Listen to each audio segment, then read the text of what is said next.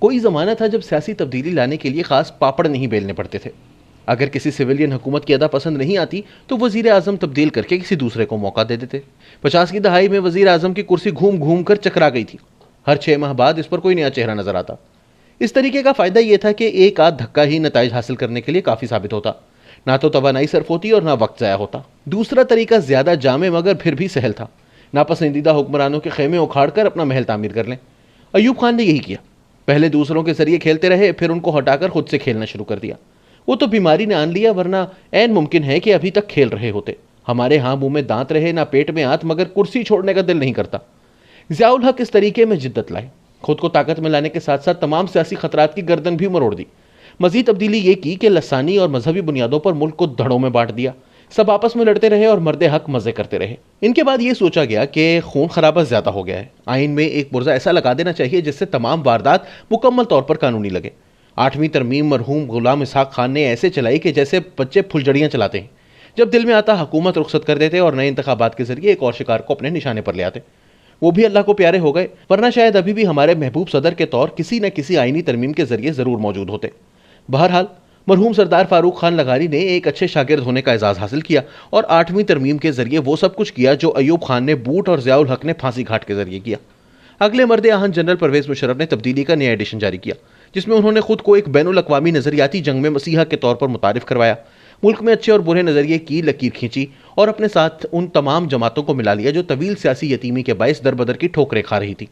جو نہیں مانے ان کا بازو موڑ کر محب وطن یعنی پیٹریوٹ بنا دیا۔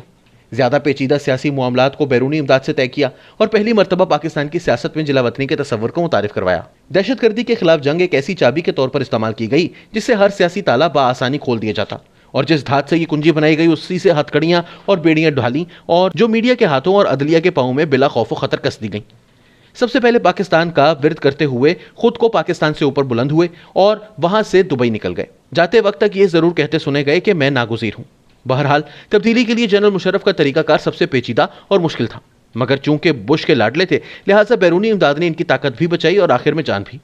دور حاضر میں سیاسی تبدیلی لانے، مخالفین کو دیوار سے لگانے اور مزے اڑانے کا ماڈل ماضی کی تمام تجربات سے کہیں زیادہ مشکل اور خطرناک ہے۔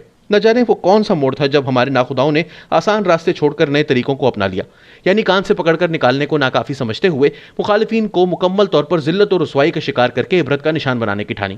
ظاہر ہے یہ کام ہاتھ سے نہیں ہوتا، اس کے لیے فتووں کی ضرورت ہوتی ہے۔ شاید یہ سمجھا گیا ہو کہ ذات کی تباہی سے کہیں زیادہ مؤثر ساکھ کی تباہی ہے۔ ذوالفقار علی بھٹو کو پھانسی لگانے سے بہتر تھا کہ اس کو ذاتی طور پر صفر کر دیا جاتا، اس کو بدعنوان بھارت کا دوست یا بے عقیدہ قسم کا شخص بنا کر جلا وطن کر دیا جاتا تو شاید وہ آج شہادت کے رتبے پر فائز نہ ہوتا۔ ایسا نہیں کہ ذوالفقار علی بھٹو جیسے سیاستدانوں کے بارے میں ایسے فتوے صادر نہیں کیے گئے، یقیناً کیے گئے، لیکن وہ ایک بڑے لائحہ عمل کے ایک جزوی پلان کے طور پر کیا گیا۔ موجودہ دور میں اصل پلان ہی فتووں کی مار مارنا ہے، ایسے فتوے جو صرف علماء کے گروپس کی طرف سے ہی جاری نہ کیے جائیں بلکہ ہر گلی محلے کے لاؤڈ سپیکروں سے بار بار دہرائے جائیں۔ ایسا کرنے کے لیے کچھ ایسی تنظیموں کی ضرورت پڑی جو بیچ چوراہے کھڑے ہو کر سیاسی قیادت کے عقائد کو کیچڑ میں تبدیل کر دیں۔ 2014 سے پاکستان میں دھرنوں کا جو سلسلہ شروع ہوا وہ اس لائحہ عمل کی ایک عملی شکل تھی۔ اس کاوش کو بانتیجہ کرنے کے لیے کسی کو کینیڈا سے بلوایا اور کسی کو مرید کے سے، سب نے مل کر سڑکیں بند کی، سینکڑوں ٹی وی کیمروں کے ذریعے کروڑوں عوام تک اپنے فتووں کی بوچھاڑ پہنچائی، مخالفین، ان کی حکومت، سب کچھ طوفان نے بہا دیا۔